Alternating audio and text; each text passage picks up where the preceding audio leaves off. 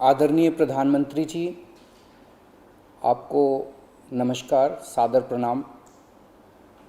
आज मैं बेहद व्यथित हूँ और मैं सीधे आपसे बात करना चाहता हूँ। अगर मुझसे कोई हिमाकत हो जाए, कोई भूल हो जाए तो मुझे माफ़ कर दीजिएगा। दिल्ली में अगले हफ्ते से घर घर राशन पहुँचाने का काम शुरू होने वाला था। मतलब अब एक गरीब आदमी को राशन की दुकान पे धक्के नहीं खाने पड़ते, बल्कि सरकार बढ़िया तरीके से अच्छे राशन पैक करके उसके घर भिजवाती। सारी तैयारी हो चुकी थी, टेंडर हो चुके थे, सारी तैयारी हो चुकी थी। बस अगले हफ्ते से ये शुरू होने वाला था। ये क्रांतिकारी कदम होने वाला था और अचानक आपने 2 दिन पहले इसको रोक दिया। क्यों सर? आपने ऐसा क्यों किया? पिछले 75 साल से इस देश की गरीब जनता राशन माफिया का शिकार होती आई है।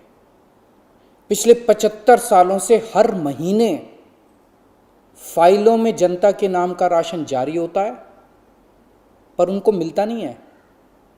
अधिकांश राशन चोरी हो जाता है। ये राशन माफिया बहुत ताकतवर है सर, बहुत ताकतवर।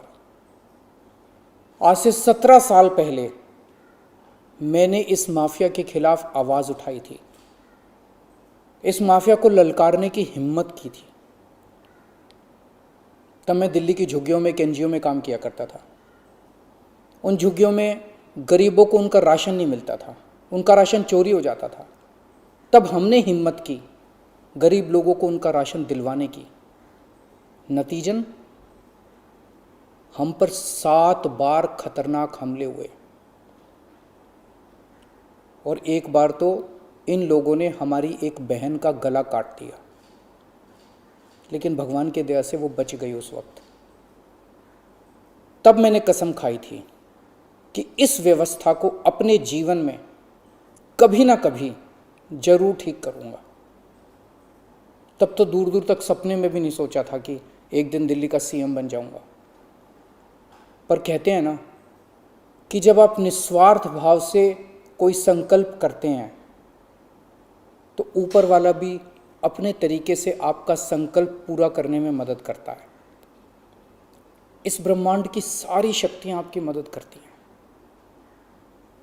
इस राशन माफिया के तार बहुत ऊपर तक हैं सर। 75 साल में आज तक कोई सरकार इस माफिया को खत्म करने की हिम्मत नहीं कर पाई। दिल्ली में पहली बार एक सरकार आई है जिसने ये हिम्मत दिखाई है। अगर ये घर घर राशन व्यवस्था लागू हो जाती ना सर, ये राशन माफिया खत्म हो जाता। पर देखिए ये राशन माफिया कितना ताकतवर निकला। दिल्ली में ये योजना अगले हफ्ते से लागू होने वाली थी और 1 हफ्ता पहले इन्होंने इसको खारिज करवा दिया। आपने ये कह के हमारी स्कीम खारिज की है कि हमने केंद्र सरकार से इसकी अप्रूवल नहीं ली। ये गलत है सर। हमने एक बार नहीं, 5 बार आपकी अप्रूवल ली है। ये रही सारी चिट्ठियां।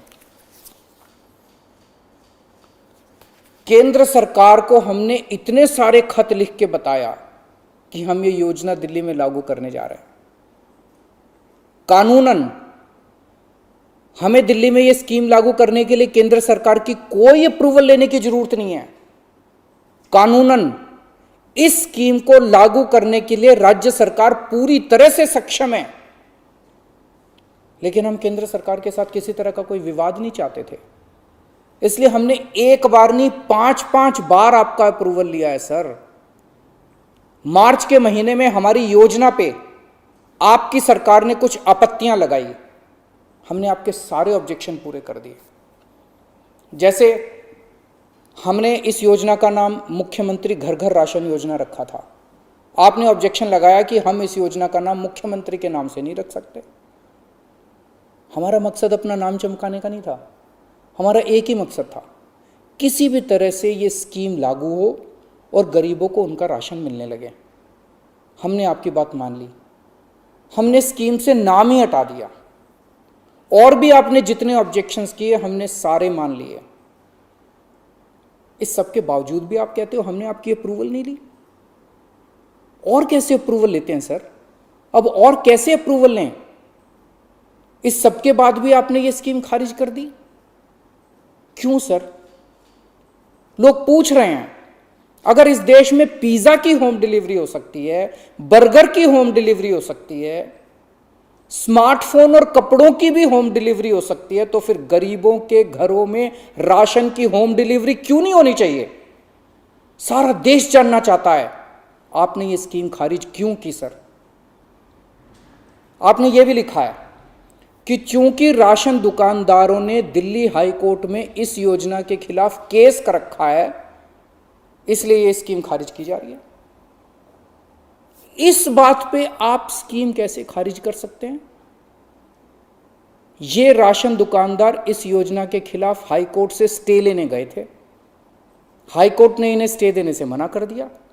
जब हाई कोर्ट ने इन्हें स्टे नहीं दिया तो आपने इस स्कीम पे स्टे कैसे लगा दिया? आपको इन राशन वालों से इतनी हमदर्दी क्यों है? अगर आप राशन माफिया के साथ खड़े होंगे सर, तो इस देश के गरीब लोगों के साथ कौन खड़ा होगा? दिल्ली के उन 70 लाख गरीब लोगों का क्या होगा जिनका हर महीने ये राशन माफिया राशन चोरी कर लेता है? उन 20 लाख गरीब परिवारों की कौन सुनेगा? और एक बात, उस हाईकोर्ट के केस में केंद्र सरकार भी पार्टी है। कोर्ट में केंद्र सरकार ने अपना जवाब दाखिल किया है। क्या कहा है कोर्ट में केंद्र सरकार ने? केंद्र सरकार ने कोर्ट में हमारी इस योजना के खिलाफ एक भी आपत्ति नहीं की है। जब कोर्ट में आपको हमारी योजना के खिलाफ कोई आपत्ति नहीं है, तो फिर कोर्ट के बाहर अब इस योजना को खारिज क्यों किया जा रहा है? ये कोरोना का बहुत कठिन समय है। मैं कई ऐसे लोगों को जानता हूं जो कोरोना होने के डर से राशन लेने नहीं जाते। राशन दुकान पे भीड़ लगती है, लोगों को लगता है कि अगर वो राशन लेने गए तो उन्हें कोरोना हो जाएगा। ये सब गरीब लोग हैं सर। इनमें कई लोग कोरोना काल में अपनी नौकरी खो चुके हैं, उनके घर में अब खाने को नहीं है। अगर हम उन्हें इनके घर तक राशन पहुंचाना चाहते थे तो इसमें आपको क्यों आपत्ति है? कहा जा रहा है कि तीसरी लहर बच्चों पे भारी पड़ेगी। अगर उनके माता पिता को राशन दुकान पे भीड़ की वजह से कोरोना हो गया तो उनके बच्चे भी तो फिर कोरोना ग्रसित हो जाएंगे। मुझे तो लगता है सर कि कोरोना काल में केवल दिल्ली ही नहीं बल्कि पूरे देश में घर घर राशन योजना तक या घर घर तक राशन पहुंचाने की इस योजना को लागू कर देना चाहिए। ये दुकानें सुपर स्प्रेडर हैं। राशन की दुकानों पे लगने वाली भीड़ से बचा जा सकेगा। कितने ऐसे बुजुर्ग हैं सर जो राशन की दुकान से राशन लेने नहीं जा सकते? कितनी ऐसी गर्भवती महिलाएं हैं जो राशन की दुकान से राशन नहीं ला सकती? अगर हम उनके घर राशन पहुंचाना चाहते हैं तो इसमें क्या समस्या है? केंद्र सरकार के कुछ ऑफिसर कह रहे हैं कि इस स्कीम के खारिज होने का असली कारण ये है क्योंकि केंद्र सरकार का राशन है। ये योजना लागू करके दिल्ली सरकार को इसका श्रेय क्यों मिलना चाहिए? सर यकीन मानिए, ये काम मैं रत्ती भर भी क्रेडिट के लिए नहीं कर रहा। मेरा सिर्फ एक ही मकसद है, किसी भी तरह गरीबों को उनका पूरा राशन मिले। आप प्लीज़ मुझे ये लागू कर लेने दीजिए। सारा क्रेडिट आपका, सारा श्रेय आपका। मैं खुद सारी दुनिया से कहूँगा खड़ा होके कि ये योजना मोदी जी ने लागू की है। और फिर ये राशन ना आपका है ना मेरा है। ये राशन ना आम आदमी पार्टी का है ना भाजपा का है। ये राशन तो इस देश के लोगों का है और इस राशन की चोरी रोकने की जिम्मेदारी हम दोनों की है। इस वक्त देश बहुत भारी संकट से गुजर रहा है। ये वक्त एक दूसरे का हाथ पकड़ के मदद करने का है। ये वक्त एक दूसरे से झगड़ने का नहीं है। लोगों को लगने लगा है कितनी मुसीबत के समय भी केंद्र सरकार सबसे झगड़ रही है। आप ममता दीदी से झगड़ रहे हैं, झारखंड सरकार से झगड़ रहे हैं, आप लक्षद्वीप के लोगों से झगड़ रहे हैं, महाराष्ट्र सरकार से लड़ रहे हैं, दिल्ली के लोगों से लड़ रहे हैं, किसानों से लड़ रहे हैं। लोग इस बात से बहुत दुखी हैं सर कि केंद्र सरकार सबसे लड़ रही है। ऐसे देश कैसे चलेगा? आप हम सबसे क्यों लड़ रहे हैं? हम सब आपके ही हैं, हम सब भारतवासी हैं। ऐसे में हम सब आपस में लड़ेंगे तो कोरोना से कैसे जीतेंगे? हमें आपस में नहीं लड़ना, हम सबको मिलके कोरोना से लड़ना है। कल सब लोग अखबारों की ये हेडलाइन पढ़ना चाहते हैं, मोदी जी ने दिल्ली सरकार के साथ मिलके दिल्ली के हर गरीब के घर राशन पहुंचाया। ये पढ़ना चाहते हैं लोग टीवी चैनलों पे ये ब्रेकिंग न्यूज़ देखना चाहते हैं कि मोदी जी और केजरीवाल ने मिलके दिल्ली के लोगों के, गरीब लोगों के घरों तक राशन पहुंचाया। लोग ये खबर पढ़ना चाहते हैं सर, लोग ये खबर सुनना चाहते हैं। लोग ये नहीं सुनना चाहते कि केंद्र सरकार ने फिर से दिल्ली सरकार से झगड़ा कर लिया, कि केंद्र सरकार ने फिर से दिल्ली सरकार की एक और अच्छी योजना पर रोक लगा दी। मैं हाथ जोड़ के दिल्ली के 70 लाख गरीब लोगों की ओर से आपसे विनती करता हूं, सर प्लीज़ इस योजना को मत रोकिए। ये राष्ट्रहित में है, इसे होने दीजिए। आज तक राष्ट्रहित के सभी कामों में मैंने आपका साथ दिया। मैंने हमेशा कहा है कि राष्ट्रहित के किसी भी काम में राजनीति नहीं होनी चाहिए। अगर कोई विपक्षी पार्टी की सरकार भी राष्ट्रहित में कोई काम करती है, हम उसका साथ देते हैं। राष्ट्रहित के इस काम में आप भी हमारा साथ दीजिए सर। अभी तक की सरकारों ने देश के गरीब लोगों को 75 साल तक राशन की लाइन में खड़ा रखा। इन्हें और अगले 75 साल राशन की लाइनों में खड़ा मत कीजिए सर, नहीं तो ये लोग मुझे और आपको कभी माफ़ नहीं करेंगे।